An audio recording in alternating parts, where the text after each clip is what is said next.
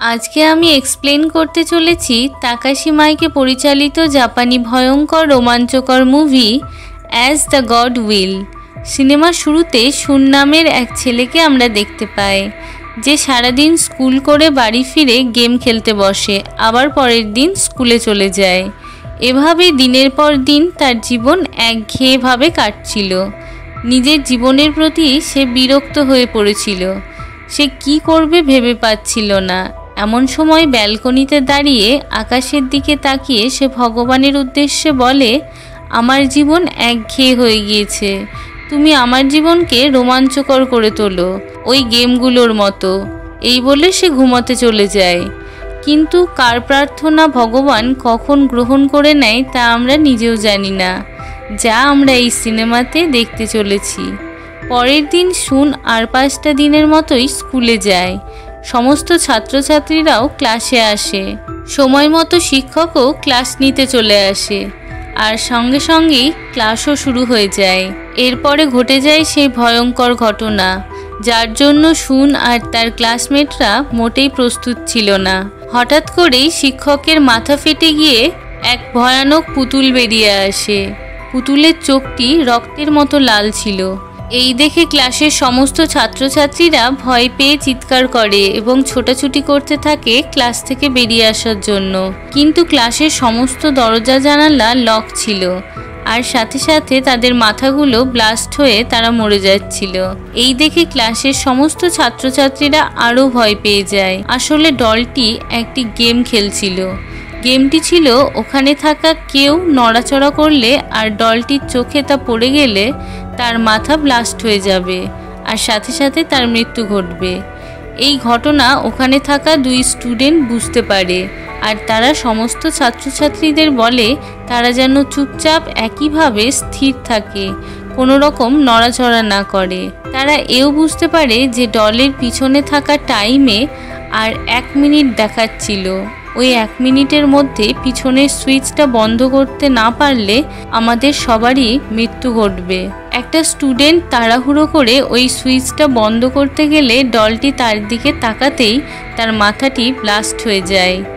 এই দেখে ওখানে থাকা কিছু স্টুডেন্টরাও রাগের বশে দৌড়ে গিয়ে তার সুইচটা বন্ধ করতে গেলে তাদের মাথাও ব্লাস্ট হয়ে মৃত্যু ঘটে। শেষ পর্যন্ত ক্লাসে শুন আর তার বন্ধুই বেঁচে ছিল।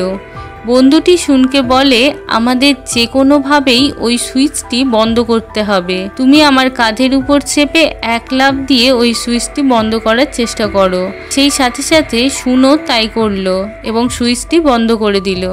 সবাই ভেবেছিল সুইচটি বন্ধ করে দিলে বেঁচে যাবে, কিন্তু কিছুক্ষণের মধ্যে শুনের বন্ধুর মাথা ফেটে যায় আর সাথে সাথেই তার মৃত্যু ঘটে। ডলটি তখন শুনকে বলে যে সুইচটি বন্ধ করবে একমাত্র সেই বেঁচে থাকবে, আর সেই কারণে ওইখানে শুন বেঁচে গিয়েছিল। ক্লাসের বাইরে বেরোতেই সে তার বান্ধবী ইসিকাকে দেখতে পায়। তার কাছে সে জানতে পারে অন্য ক্লাসেও একই ঘটনা ঘটেছে, আর সেখানে ইসিকা শুনের মতোই উইনার হয়েছে। তারা পুলিশকে ফোন করার চেষ্টা করলেও ব্যর্থ হয়, কারণ তাদের ফোনে নেটওয়ার্ক ছিল না। তারা সঙ্গে সঙ্গে স্কুল থেকে বেড়ানোর জন্য খুব চেষ্টা করতে থাকে, কিন্তু ব্যর্থ হয়। এবং সেই সঙ্গে তারা একটা স্কুলের ভিতরে বাস্কেটবলের গ্রাউন্ডে চলে এসে দেখে সেখানে অন্যান্য উইনার স্টুডেন্টরাও আছে। তারা ভিতরে ঢুকতেই সেই প্লেগ্রাউন্ডের দরজা অটোমেটিক বন্ধ হয়ে যায়। তারা খুব অবাক হয়ে দেখে সমস্ত স্টুডেন্টরা সেখানে ইঁদুরের পোশাক পরে আছে। কিন্তু কেন? একটু পরে সেই প্লেগ্রাউন্ডের ফ্লোর থেকে একটা বিশাল বড় রোবট বিড়াল উঠে এসে তাদের সবাইকে খেতে শুরু করে। এই দেখে তারা ভয়ে এদিক ওদিক ছুটতে শুরু করে। আর তখনই শুন আর তার বান্ধবী ইসিকা দেখতে পায় ওখানে একটা বল পড়ে আছে, আর বিড়ালের গলায় বাস্কেটবল রিং আছে। শুনের বুঝতে দেরি হয়নি যে ওই বলটি বিড়ালের গলার রিংয়ের মধ্যে ফেলে দিলে আমরা বেঁচে যাব।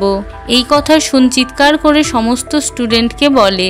তার মধ্যে একটি স্টুডেন্ট ওই বলটা বিড়ালের গলার রিংয়ের মধ্যে ছুঁড়ে ফেলতে যায়, কিন্তু সেই সাথে বিড়ালটি বলটি ধরে নেয় এবং ওই স্টুডেন্টের দিকে ছুঁড়ে মারলে স্টুডেন্টটির সাথে সাথেই মৃত্যু ঘটে।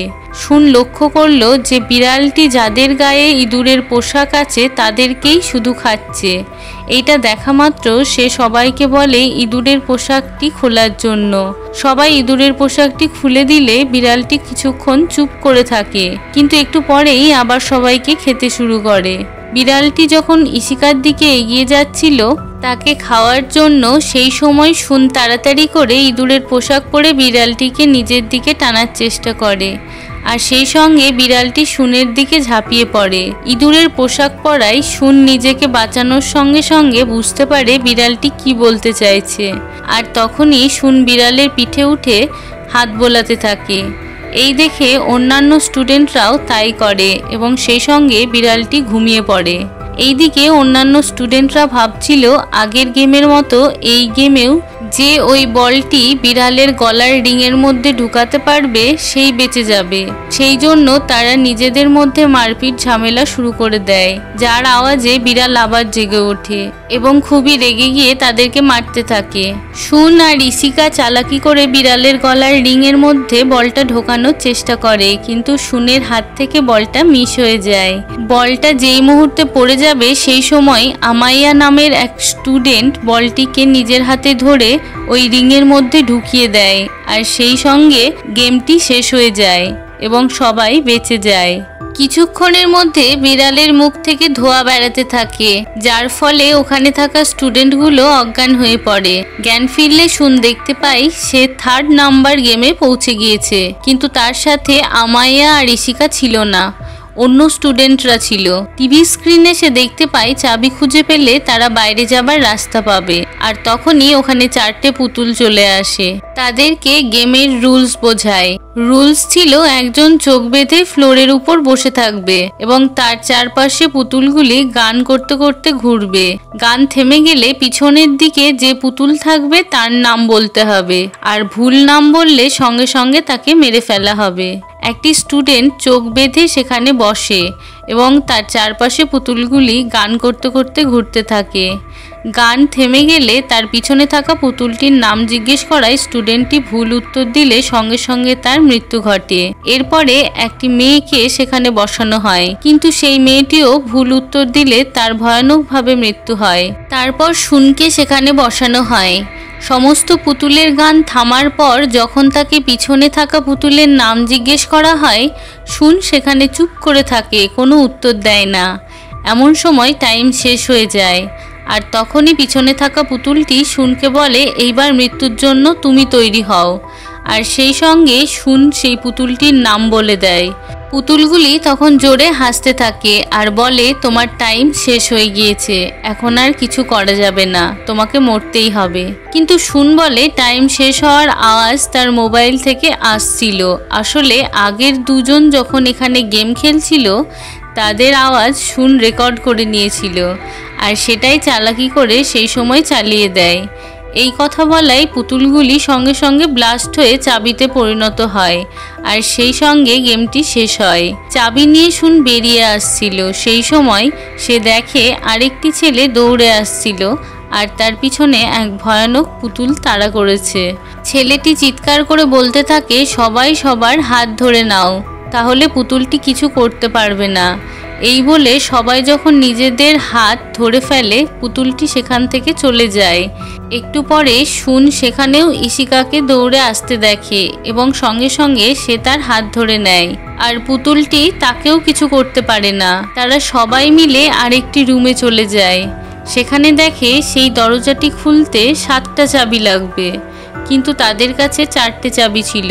আর ঠিক তখনই আমাইয়া আরও 3টে চাবি নিয়ে সেখানে হাজির হয়।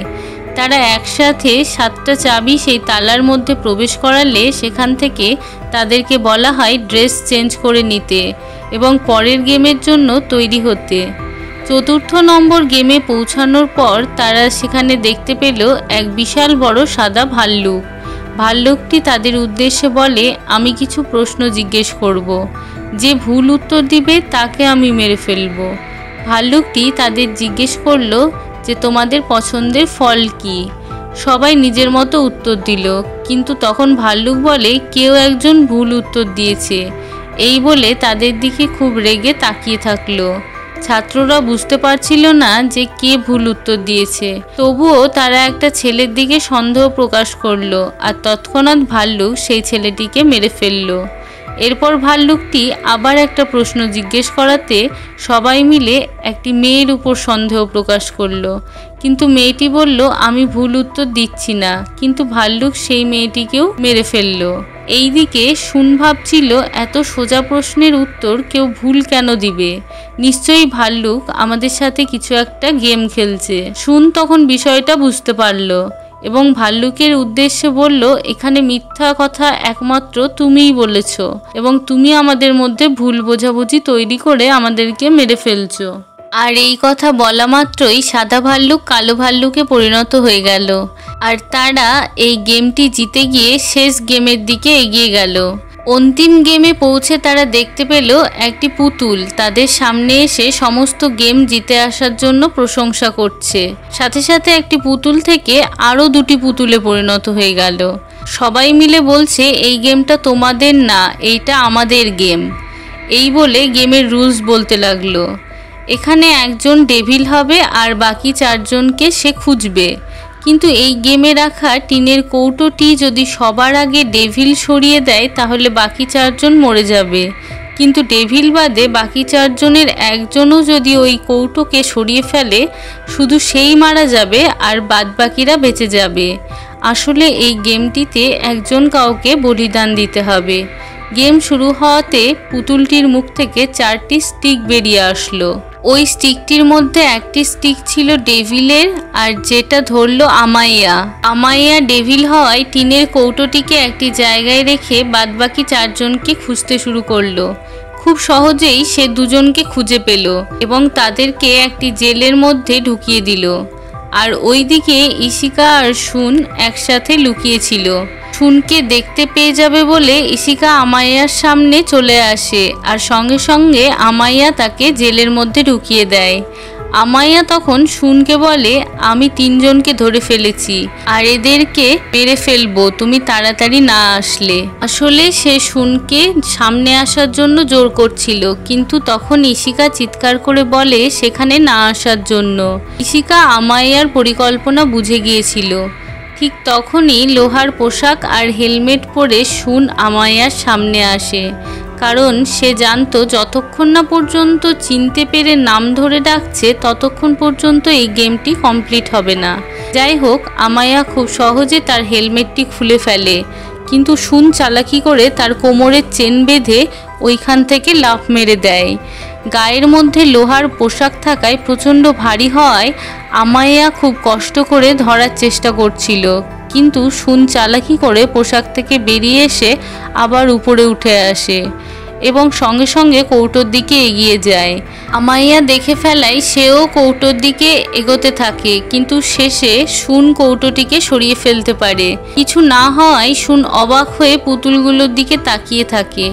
পুতুলগুলো বলে, ওইটা তোমাদের বোকা বানানোর জন্য করা হয়েছিল। আসলে তোমরা 5 জনই হচ্ছ বিজেতা। আর সঙ্গে সঙ্গে গোটা আকাশ জুড়ে আতশবাজি ফাটতে থাকে। সেই সঙ্গে পুতুলগুলি তাদেরকে আইসক্রিম খেতে দেয় আর বলে এইবারে তোমরা নিজের লাইফে যেতে পারবে। আইসক্রিম খাওয়া শেষ হতেই তারা হঠাৎ লক্ষ্য করলো কাঠিতে কে জিতেছে আর কে হেরে গেছে সেটা লেখা আছে। সেখানে শুন আর আমাইয়া জিতেছে আর বাদবাকিরা হেরে গেছে। পুতুলগুলি বলল, আসলে এই গেমে যাদের বুদ্ধি এবং ভাগ্য আছে তারাই জিতবে। শেষে ইশিকার সাথে বাকি 2 জনকে পুতুল গুলি করে মেরে ফেলে। আমাইয়া খুব আনন্দে ছিল, কিন্তু শুন ইশিকার সাথে তার সমস্ত বন্ধুদের হারানোই তার মন খুব খারাপ হয়ে যায়। সাথে সাথে তারা সেই সাদা কিউব থেকে বেরিয়ে আসে যেখানে এই সমস্ত গেম চলছিল।